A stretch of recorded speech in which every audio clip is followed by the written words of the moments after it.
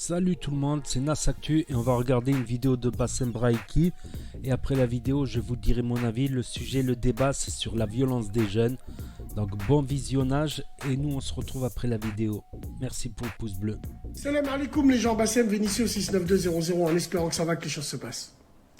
Ça c'est un snap dédié spécialement à ma génération. Vous vous rappelez quand votre mère vous la rendait folle, elle te disait Inch'Allah Jib Ouled qui te rend encore plus fou que toi ce que tu es en train de me faire. Vous vous rappelez ou pas? Eh ben c'est arrivé, on est en plein dedans. Bien sûr qu'on est en plein dedans, parce que là, il faut faire face à ses responsabilités. On a tous des enfants, des maudits 2000, on en a tous eu. Vu que tu es de ma génération, normalement, si tu as suivi notre procédure qui disait qu'à 20 ans, on se mariait, ainsi de suite, tu dois avoir des enfants du même âge que mon enfant à moi ou que des enfants aux gens de notre génération. Ils sont en train de s'entretuer. C'est une hécatombe. Ils se tirent dessus à bout portant. Ils se plantent. Il y a des femmes qui se bagarrent entre elles. Elles se charclent. Regardez où on en est arrivé. Qui sont les responsables? C'est notre génération. C'est les parents comme nous. Par Allah le Tout-Puissant, on n'a aucune excuse. Quand je dis on a, c'est-à-dire je m'inclus dedans. Même si tes enfants ne sont pas concernés par toute cette violence, mais s'ils ont cet âge, faut te sentir concerné. Oui, on n'a aucune excuse. Parce que les vices qu'ils sont en train de nous faire, nous, on les a fait avant. Nos parents ne comprenaient pas nos vices. Maman, je vais à la bibliothèque. À la bibliothèque, ça voulait dire je vais serrer des meufs. La bibliothèque, ça veut dire laisse-moi aller à la Pardieu, en fait. Non, la bibliothèque de Vénitieux, elle est trop petite. Il faut que j'aille en ville parce qu'il y a plus de livres pour apprendre. Et elle y croyait, Miskina. Alors que toi, t'allais serrer, t'allais accrocher des meufs ou t'allais fumer des clopes sur l'esplanade de la Pardieu. À cette époque-là, on fumait pas trop, frère, ouais. Oui, donc, déjà, on tapait du vice à nos parents. Et nos parents, ils voyaient que du feu. Mais toi, moi, les parents de notre génération, ton fils, il va t'apprendre le vice. Mais nous, on a le tournevis et la boîte à outils. Tu sais quand ton enfant, il ment. Tu sais quand il révise pas. Tu sais où il est, mais tu fermes les yeux pour pas savoir où il est. Tu sais très bien qu'en faisant ses poches, tu vas sortir l'argent que tu lui as pas donné. On sait d'où ça vient. On connaît la procédure. On n'a aucune excuse. Oui, aucune. Parce qu'on peut même prédire l'avenir, entre guillemets. Parce que nous, on est passé par là.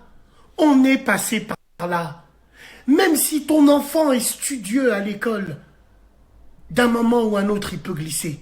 Parce que c'est la street. Nous, on l'a vu de nos yeux. On est passé par là. Mon fils, quand il me dit « Allô, pourquoi ta mère, elle me dit que t'es pas rentré encore? Papa, il y a le bus, il est en panne.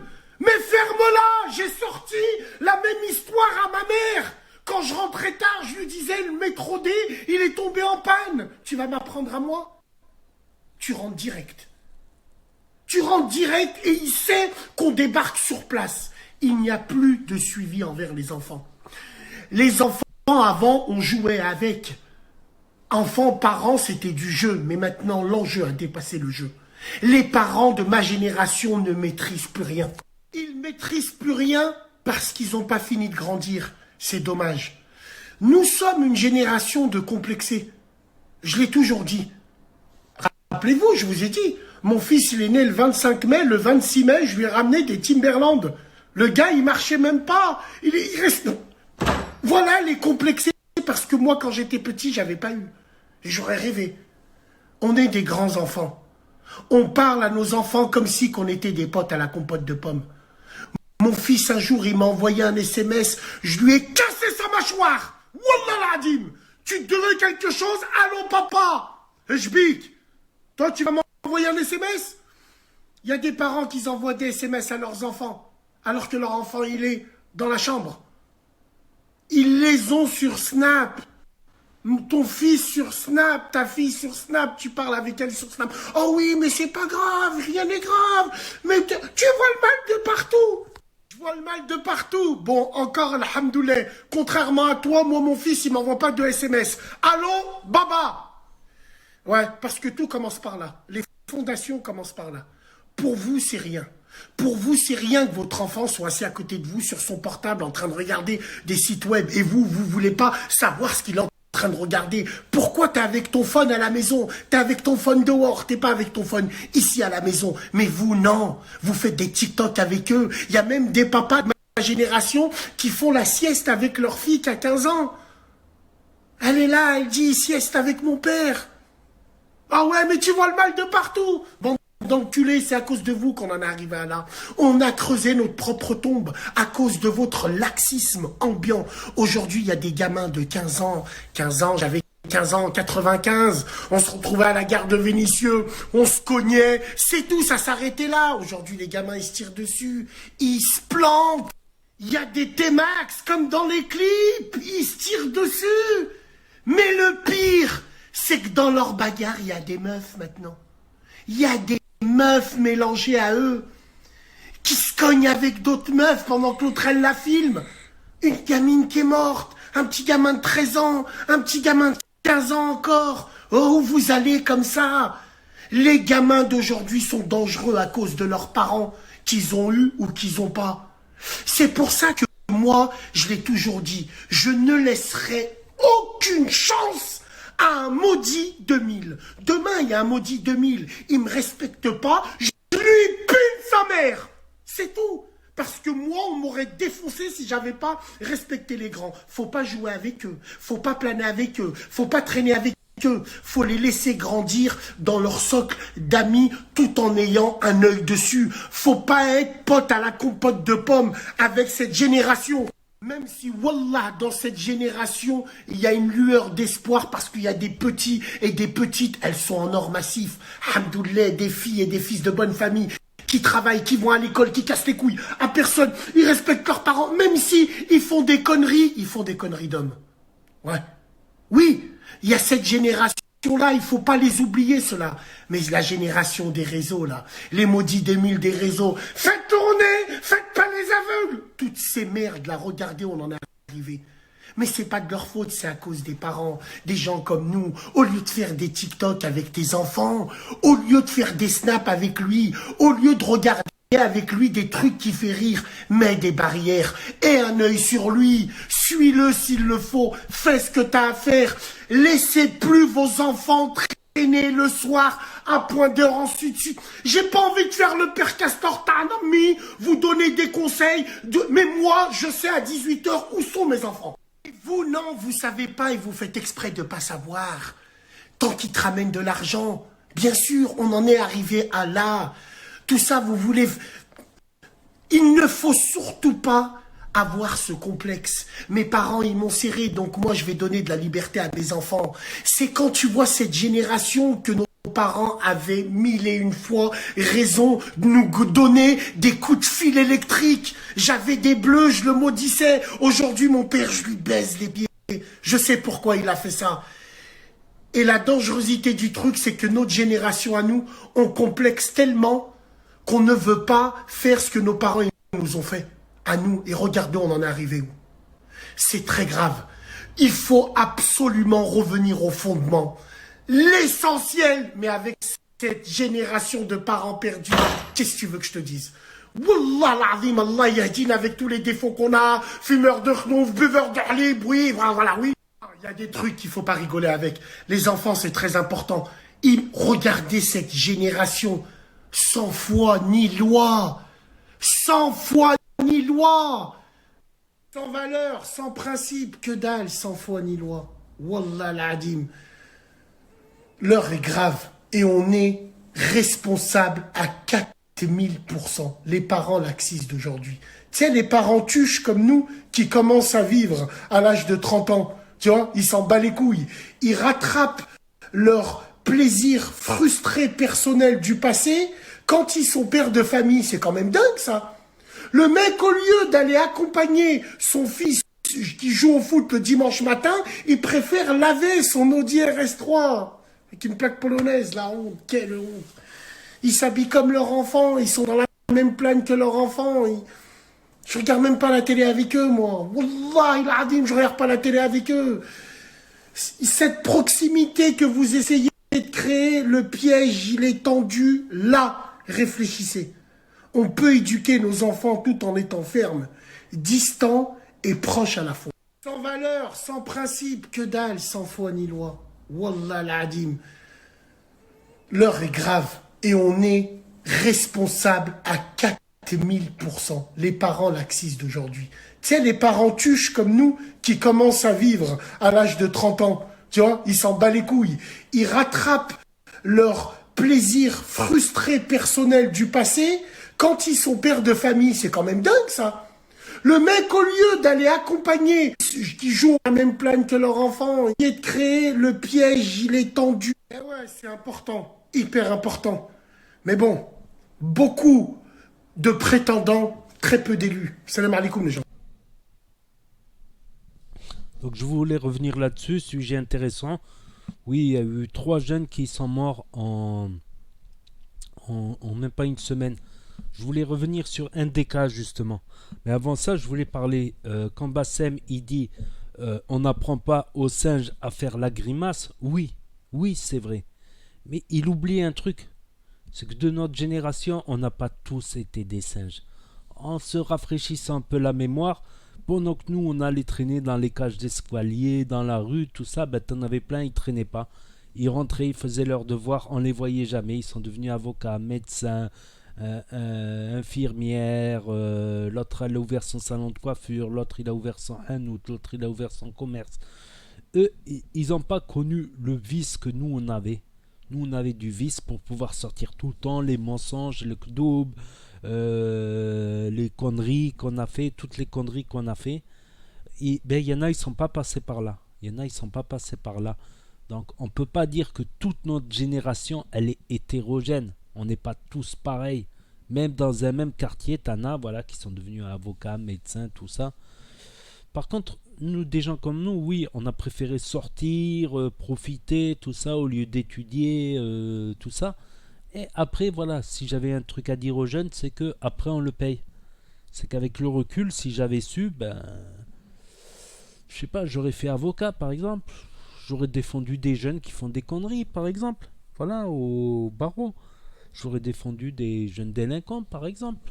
Un exemple parmi d'autres. J'aurais pu faire autre chose qui rapporte beaucoup plus d'argent. Là, j'aurais la dernière bagnole. Là, je serais en village. Je serais pas dans un appartement. Je serais en village. J'ai des exemples comme ça de jeunes qui ont réussi. Ou même des jeunes qui traînaient avec nous, mais qui se sont ressaisis au lycée, tout ça, pour bien étudier. Qui maintenant, villa, piscine, dernière Merco, dernière Audi. Euh, Nous, on reste avec les anciens modèles et l'appartement. Voilà, ça c'était une parenthèse. Je vais revenir aux jeunes qui sont trop tus. Il y a eu des bagarres, des coups de couteau. Même des plus violents de notre génération, les gars les plus violents de notre génération, même s'ils donnaient des coups de schlass, on va dire que c'était des coups de schlass aux jambes. Il y avait des lâchers de chiens aussi, il y avait des conneries comme ça, des violences graves. Il y avait des... Mais ça donnait pas des coups mortels. Au pire, ça donnait un coup dans la jambe, tu vois. Ça calmait le mec, tout ça. Mais encore de ceux-là qui faisaient les pires conneries, souvent on voit avec le temps, parce que moi, maintenant j'ai le recul, je vois que ces gens les plus violents, ils finissent très très mal. Ils finissent soit avec des lourdes peines, 10 ans de HEPS, 20 ans de HEPS, soit même ils finissent 6 pieds sous terre, à force de faire de la violence grave. Et ceux qui faisaient, voilà, une petite bagarre à main nue, tout ça, qui se tenaient, qui font des petites affaires, des petites conneries, eux, ils sont toujours là. Peut-être qu'ils prennent des petites peines, 3 ans, 5 ans, 2 ans, mais ils sont toujours là. Voilà, même si on ne les voit pas pendant 2 ans, la troisième année, on les revoit. Alors que les autres, voilà, c'est un truc parce que ils prenaient confiance en fait. Ils faisaient une action, souvent des gens qui ont quelque chose à prouver. Ils ont quelque chose à prouver au groupe, donc ils veulent montrer que c'est des fous, que c'est des fadas, qu'il faut les respecter. Alors ils donnaient quand il y avait des bagarres entre bandes, entre groupes, tout ça, tac, ils sortaient des armes et tout. Mais finalement, ils prenaient confiance. Ils voyaient qu'une fois, il n'y avait pas de plainte, il n'y avait pas de truc, tout ça. Ils recommençaient une deuxième fois, ils ne se faisaient pas attraper. Ils recommençaient une troisième fois, ils ne se faisaient pas attraper. Et ça allait plus loin. Ils prenaient confiance et un beau jour, ils font un truc trop grave. Ils se rendent même plus compte de ce qu'ils font. Ils font un truc trop grave. Ou ils ont tenté une violence qui s'est retournée contre eux. Voilà, après les bagarres entre bandes, ouais, je trouve que c'est abusé là. Les jeunes d'aujourd'hui à donner des coups de schlass à des meufs, tout ça. des coups mortels, quoi. Après, la dernière affaire, c'est étonnant parce que le mec qui s'est fait tirer dessus était un jeune sportif, justement, qui faisait de la boxe thaï. Il paraît qu'il n'était pas mauvais en études, tout ça. Et en fait, il s'est avéré que son agresseur, il a voulu se venger d'une bagarre. Comme le mec qui faisait de la boxe thaï, tu vois, j'ai déjà fait des bagarres avec des gens qui faisaient de la boxe et j'avoue que quelqu'un qui a de la boxe dans les mains, je redoute plus. Je redoute plus le petit blond qui a de la boxe anglaise dans les mains, qui a de l'esquive et de la boxe anglaise dans les mains, que un show de quartier qui n'a aucun sport de combat.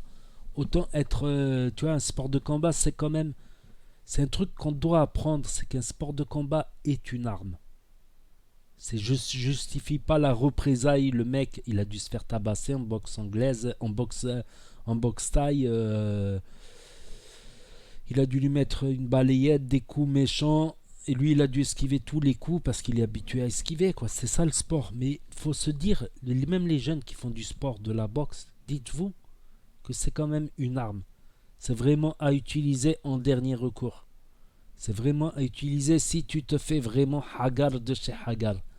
Voilà, si le mec vraiment il te hagar, au moins tu justifies que tu as sorti ton arme sport de combat. Que ce soit sport de combat, arts martiaux, que ce soit karaté, taekwondo, jiu-jitsu, aikido, que ce soit n'importe quel sport de combat, boxe anglaise, boxe pied-point, boxe française, boxe. Faut se dire que ça, c'est comme si tu utilisais une arme. Ça n'a pas de. Voilà, tu peux le marave aujourd'hui, mais demain il peut venir avec une matraque et te marave, tu vois. Mais là, il est venu quand même avec un gun. C'est quand même disproportionné aussi. La disproportion de la vengeance. Euh, Après, qu'est-ce qu'il va dire? Il va dire, ouais, je voulais pas le tuer en fait. Je voulais lui tirer dans la jambe, tout ça. Mais il est mort, le mec là. Le jeune là, il va prendre quoi? Il va prendre 15 ans de prison. Et les 15 ans, il les fera sûr. Il va prendre quoi? 17 ou 20 ans de prison. Et dans 14, il est sûr de les faire. Il est en train de gâcher sa vie. Pourquoi? Pour une bagarre. Et voilà, il laisse un père, une mère, une famille, des oncles, des tantes, des grands-parents dans le chagrin, dans la douleur. Pourquoi? Pour une bagarre. C'est quand même, c'est disproportionné. Encore, je me dis, le mec qui serait revenu le lendemain avec une matraque, tu sais, le truc là électrique, une gazeuse, voilà, il lui aurait fait à l'envers avec des armes légères, on va dire. Ok, il a marave à la boxe. Ok, l'autre il revient avec une matraque, avec un truc électrique là, tout ça. Ok, mais là c'est quand même disproportionné. Mais ça, je voulais le dire aussi à tous ceux qui font du sport de combat chez les jeunes. Attention, normalement, on nous l'apprend ça dans les arts martiaux, tout ça. Que c'est une arme. Que faire du mal, c'est facile. Mais faire du bien, c'est difficile. C'est la principale leçon que j'ai appris en arts martiaux. Faire du mal, c'est à la portée de tout le monde. Donc attention, vous avez un sport de combat, je l'ai bien vu, même dans ma famille qui boxe. C'est chaud, quelqu'un qui a vraiment un sport de combat c'est chaud de le battre, tu vois. C'est chaud de le battre. Bon, des coups, tout le monde peut donner des coups, mais ils ont une bonne esquive. Si tu leur rends pas une et qu'ils t'en placent tout le temps, tu vas pas tenir longtemps, tu vois. Tu vas pas tenir énormément de rondes. Si tu lui en mets pas et que lui il t'en met à chaque fois, à chaque fois. Il te fait rentrer les coups à chaque fois. Donc ça m'a touché ce jeune, franchement ça m'a fait mal au cœur. Voilà, je sais qu'il avait du sport de combat, du boxe thaïlandaise. Donc, aux jeunes, voilà, si vous avez un sport de combat, faites gaffe, ne l'utilisez qu'en dernier recours, comme on dit. Ne l'utilisez pas pour une embrouille bidon. Laisse les gens parler, laisse les gens parler. Laisse les gens parler. Si te parle mal, tu te dis, bah viens, je sais pas. Je sais pas, c'est pas toi qui donne le premier coup, en tout cas. Mais alors que si c'est le mec qui t'attaque, c'est lui qui est en tort parce que c'est lui qui fait l'attaque. Tu vois, c'est lui qui fait l'attaque. Donc il se sentira en tort. Il aura dit ok, j'ai cherché, j'ai perdu. Ok, ça... Et tout ça dans ma vie, dans ma jeunesse, je sais que j'ai toujours tout calculé dans ma tête. J'ai toujours tout calculé. J'ai toujours été aussi un bon médiateur quand j'ai pu faire de la médiation. J'ai toujours essayé d'être un bon intermédiaire, médiateur. Tout ça parce que j'avais cet esprit, voilà, cet esprit où je réfléchis beaucoup, où je prends du temps, où j'analyse les choses. Je comprends vite, mais il me faut du temps, comme on dit. Mais ouais, c'est vrai que aujourd'hui, voilà, tu sais que tu peux tomber sur des gens complètement malades. Tu peux tomber sur des gens qui pètent un câble. T'as plus de gens aujourd'hui qui vont péter un câble peut-être qu'à l'époque. Peut-être. Parce que là, 3 morts en une semaine, c'est beaucoup. C'est beaucoup, beaucoup. Bon, du coup, ça dure très longtemps cette vidéo réaction. Voilà, c'était pour dire ce que je pensais à ce sujet-là. Voilà, moi j'ai tilté quand le père il a dit il fait du sport, de la boxe thaïlandaise et qui se sont bagarrés. En tout cas, la réponse elle est disproportionnée, je pense. C'est grave quand même. Et en plus, voilà, ils se sont rendus. Ils vont prendre une lourde peine. Ils vont prendre une lourde peine quand même. Peut-être pas 20 ans, mais une grosse peine quand même. Donc n'hésitez pas. Mais le jeune qui est mort, lui, c'est pas une grosse peine qu'il prendra parce qu'il reviendra jamais. Lui, il s'est pris 100 ans. Voilà, n'hésitez pas à me dire ce que vous en pensez, à mettre un pouce bleu, à vous abonner, à cliquer sur la cloche. Et je vous dis à très bientôt pour de nouvelles vidéos. Tchuss, merci d'avoir regardé.